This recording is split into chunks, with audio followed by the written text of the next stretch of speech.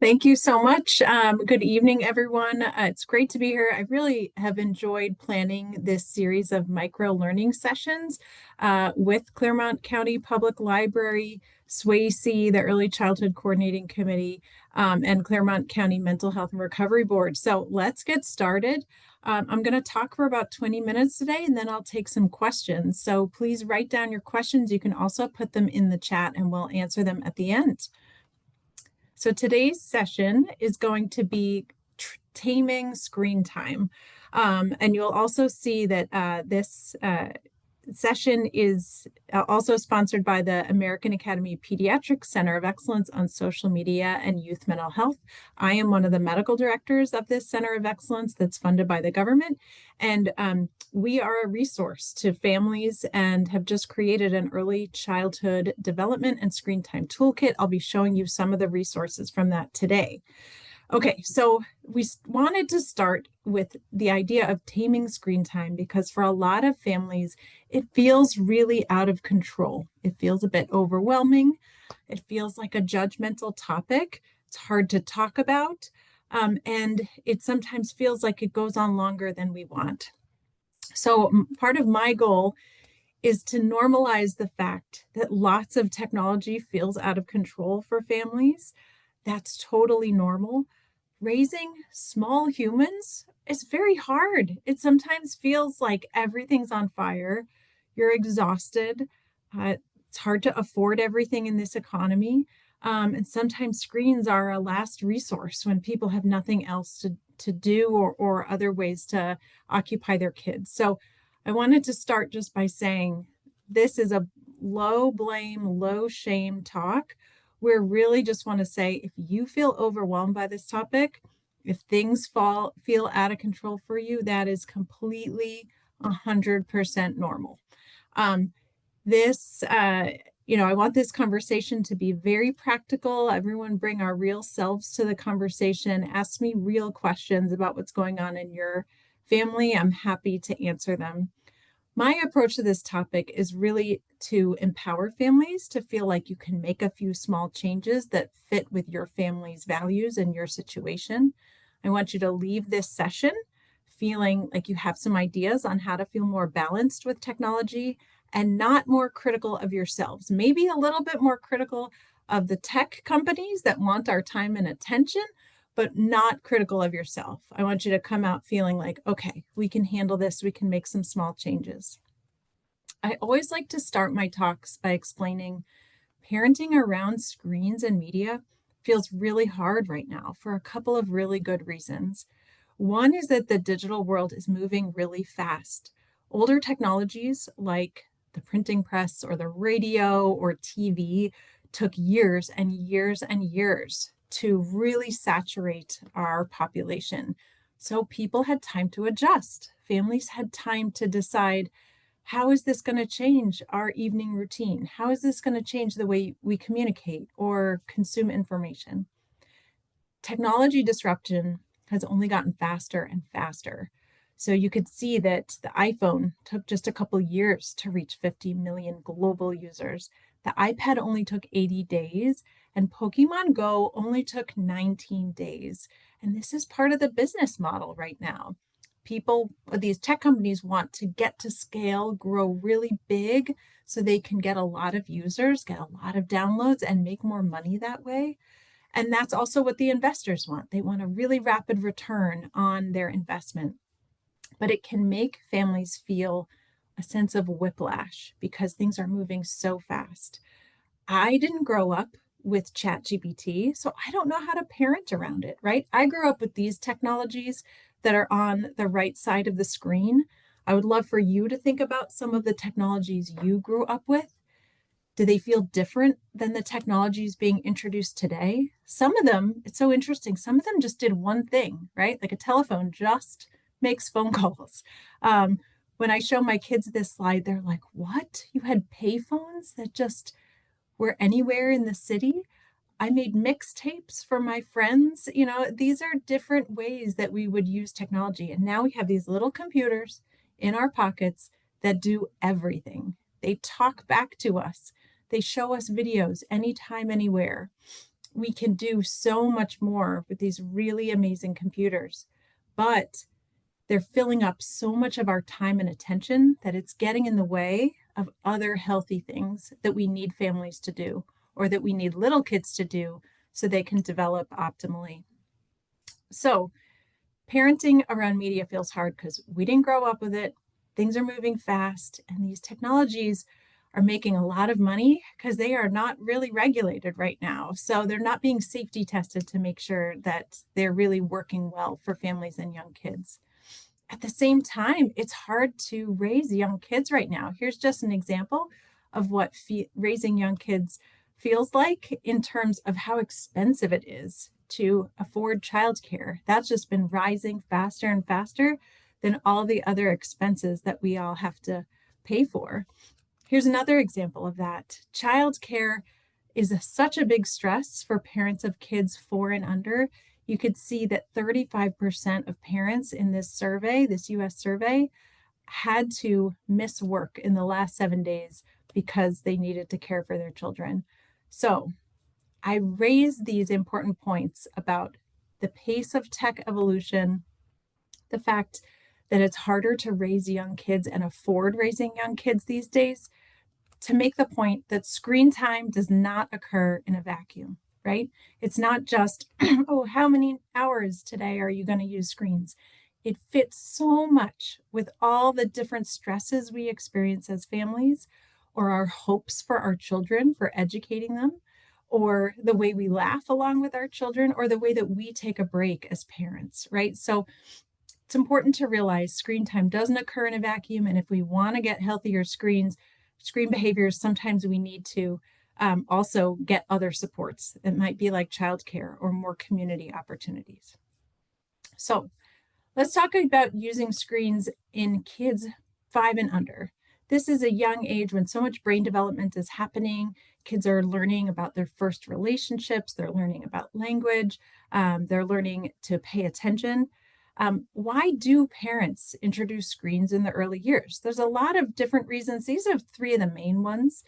One is to keep them occupied and to keep them happy, right? If you can effectively put your child in front of a screen and they calm down and sit there, and it's a predictable amount of time, that really helps busy working parents. We found in a study that actually 3 to 5-year-olds who were not enrolled in any preschool or childcare watched a lot more YouTube. So that's one sign that technology is filling a gap for parents when they want to educate their kids. They're hoping they can find some educational content online. As I'll show in session 2, when we talk about what makes screens really good and educational, not a lot of the content on YouTube or the app stores is very educational, and I'll talk about how to find the good stuff. And then another main reason that parents introduce screens in the early years is because it calms down fussing or it controls behavior. We're going to talk more about that in session 4 and how else to help kids who are little and are learning to manage their emotions. What are some healthier ways to teach them about that? Okay, so if screens are introduced in the early years, what are the consequences? One of the biggest areas that we worry about is language development. For every minute of screen use at 3 years of age, one study found that children hear 6.6 fewer words from adults around them, and they speak 4.9 fewer words to others. So why is that? It's because the screen is taking people's attention, or it's just interrupting the flow of that back and forth of time together.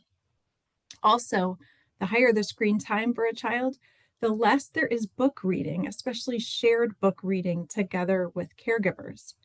We've also studied parents' own screen time, and when they are using devices more, there's less of that back and forth interaction with kids.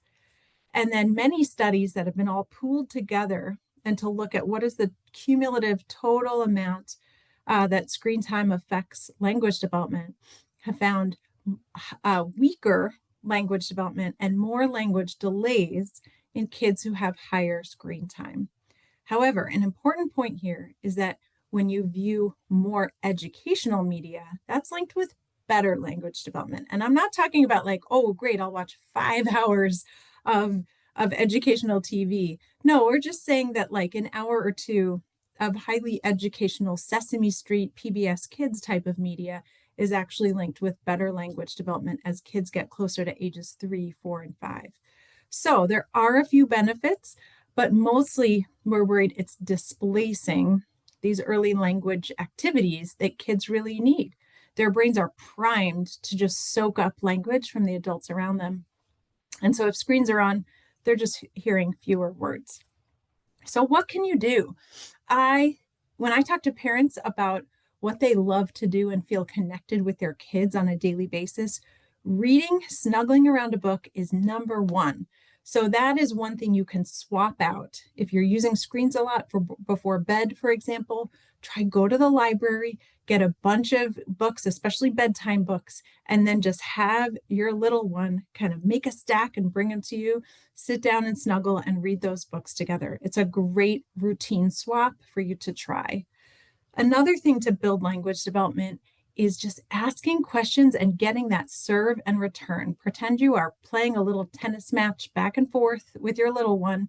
This could be a baby. This could be a 4-year-old who's starting to even have little conversations. Ask questions and then leave some room. Let the child fill in some space and contribute their own ideas. That's how they develop their own intelligence and conversational skills. If you watch TV or videos or movies together, talk about what you're seeing on the screen. There's actually been studies showing that when babies have more screen time, but a caregiver talks to them during that screen time, it's not as linked with language delay as if they just sit there watching and no one's talking to them. So you can co-view and then just point out little things and say, oh, look, that cat is chasing a ball of yarn. I have yarn over there. Sometimes the cat plays with that. Connect it between what's on the screen and what they see in real life. Really important for parents and caregivers to set their own device boundaries. We're so habit-driven with picking up our phones. I'll show you a couple of reasons why in a couple slides. But when we stare at our phones, we don't talk to our kids very much. So remember that tech doesn't deserve your time and attention all day. Put that do not disturb on and, sit down and try and have a little bit more connected time with kids. And then the other thing you can do to help language is just watch more of the good stuff, the high quality content. I'll talk to you next session about what that looks like. Okay, the other main area that we worry about when kids have higher screen time is they don't move their bodies as much, they don't sleep as well, and both of these can lead to more difficulty with behavior. So this makes sense, right? If you're sitting in front of a screen, you're usually on a couch or sitting somewhere else and you're not moving. But children use their body movement and crawling around and walking and their senses. That helps them regulate their behavior. It helps them pay more attention. It helps them manage their emotions. So getting outside to a playground or a backyard or even a walk down the street to pick up some leaves in the fall, or to do some chasing or some running or some tickling around your home. Those are all such important sensory motor activities, and they really help kids both explore with their hands and their whole bodies. That helps fine motor development, gross motor development. But the secondary effect is that it can help them get some of that energy out and then calm down their emotions better. So more time on screens has been linked in study after study with more externalizing behavior. This means aggression, big tantrums, more difficulty waiting and getting frustrated sooner. So all those toddler and early childhood behaviors that kind of are exhausting, there's more of those with the more screen time. Why is that? Okay, maybe it's because they're not moving their bodies and getting all that energy out. Maybe it's because they're seeing some kind of rude YouTubers or something violent that they're mimicking and copying online or on the screen. Maybe it's because they aren't sleeping as well. There's also study after study showing that when kids have more screen time, they don't sleep as long and they don't sleep as well. So there's a couple of reasons why. One is blue light from a screen can suppress your melatonin. Sometimes you might see something exciting or scary and it can make your nervous system all revved up. And then sometimes kids just want one more episode, and it makes them postpone bedtime. So best thing we can do is have screens not be part of the bedtime routine. If it is part of your bedtime routine, I recommend switching to something that's audio only, that's calmer, that could be just a story instead of watching, because visually watching something is more stimulating. Okay, so we talked about effects on language, talked about effects on behavior and sleep. So if you're a parent feeling like, oh, what do I do? I don't know how to rein this in. We have a handout for you. So you can go to aap.org/early childhood screen time. And this is one of the handouts for parents called our reboot handout. We've heard from so many families that they don't even know where to start with trying to help have more tech balance at home. So I'm going to zoom in here, and here are the steps we recommend. Meet as a family and talk about what tech lives in our home. What's our Wi-Fi? What are the parents or caregivers' devices? Does the kid have a tablet or a TV? And then have some boundaries around each of those. What room should this be allowed in? What times of day do we want it to be used? You can use your Wi-Fi settings. I do this with my own 7th grader to turn off the Wi-Fi to either the TV or his school-issued device after a certain time. So it's just not even accessible. It's not even something you can argue about. And kids start to recognize, oh, that's the line. That's the boundary. I just can't use it right now. If you're a little frustrated with your kid's tablet or a gaming console, you can go ahead and put it away for a while and say, you know what, maybe we'll bring this back out in a month after we've reset and rebooted our tech life. Okay, anytime you're reducing tech time, you're going to need to find some replacement activities to fill in that time. Otherwise, kids will just sit around saying, I'm bored, I want something to do. Parents, too, may run out of ideas. Parenting is exhausting. You get home from work, you don't have a whole list of great play ideas at the top of your head. So make a list of anything from stuff your kids can do on their own to stuff you would do with them. It could be active, it could be laid back, indoors or outdoors. We have this menu on the back of this handout that you can put on your fridge. I love putting things on fridges or making a little drawing and putting it up somewhere in your home because it just helps you remember, and it cues your child into remembering it too. And just another okay, you're bored, you know what? You could go look at that new stack of books we got from the library. You know what? You could set up a tea party for your stuffed animals. Oh, here's some chalk. You can go, draw on the chalkboard. So these sorts of open-ended play activities, they're not only occupying them for time, they actually are this is how kids learn through play. It builds their creativity. It builds their sense of self of oh, I'm good at this, or I can handle this. And it helps them be not only smart, but also wise and calm and kind. That's what play does for kids. So, and then once you've made your list, just go easy on yourself. Nothing's easy to change all at once. So I always say baby steps, right? Change one thing, maybe one thing about your afternoon schedule. So there's a little bit more play and a little bit less screens. Now, the last thing I want to talk about is why is it so hard to turn off screens for kids? So there's so many designs that make us want to watch longer. This is something my lab at the University of Michigan studies. These are all screenshots from research we've done on YouTube or on mobile apps. And there's so much sticky, sweet content. One of my collaborators calls this the high fructose corn syrup of kids' media. It's like watching kids put on princess dresses and unbox toys and eat chocolate. It's so hard for kids not to want to watch that. It's just high pleasure content. They're like, ooh, click on that, click on that. That looks so satisfying. And then the algorithmic feed learns what your child likes. So they're more likely to keep showing them those little pictures of chocolate or princess dresses that's hard for them to resist. Of course, they have a 3 to 5 year old mind. They don't have all that impulse control yet. It's hard not to click on those things. We've also found that games and apps send notifications. This is a notification we saw that's telling a child, come back, help us, Paris is in danger.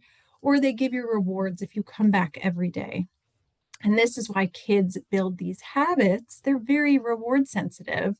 And so they're trained to come back and want to play more and more and more. Now, why do the tech companies design their apps and games this way? Well, I'm going to repeat this probably every single talk I give. Tech companies make money the more time you spend on their product, the more times you pick up or engage with their product, or the more ads that you view or data that they collect about you. So that is why we feel this pull towards technology, because they want us to keep using more and more. But it doesn't have to be this way. Here's just an anecdote of a time I took my family to Denmark because I was giving a talk there. We were jet lagged. We turned on the kids' TV channel, and the kids' TV channel was asleep because it was 9:30 at night. And this says in Danish, Ramajang will wake up in 7 hours and 53 minutes. Can you imagine? My kids, my American kids, are like, what? TV goes to sleep and you can't watch kids' TV at night here? And it just shows all of these like beloved children's characters just sleeping with this calm music. Now I get it. We're in the US. We expect 24/7 news and entertainment, but that doesn't mean it always has to have our attention, right? We can decide when we turn it on and when it has our attention. And we can also say, you know what? I wish technology would let us go sometimes. I wish it would say, bye-bye, kids, go play. Right now it doesn't. So we have to do the work of transitioning our kids off that screen and back into the physical world. So here are some tips for transitions. Number one is watch more shows that have these natural stopping points, like, everyone went to sleep, or, oh, the end of the episode. Or I love in Curious George, they show you ways that you can play at home instead of just auto playing, the next Curious George video. So it's almost like this little pause and prompt where you could say, okay, episode's done, let's go play. So here are some tips. This is another handout from our early childhood development and screen time toolkit, where we give you some tips for how to help a transition go more smoothly. So you can set a timer on that device or on your TV, but then you have to have something, a little warning helps right before, and then have something to transition to.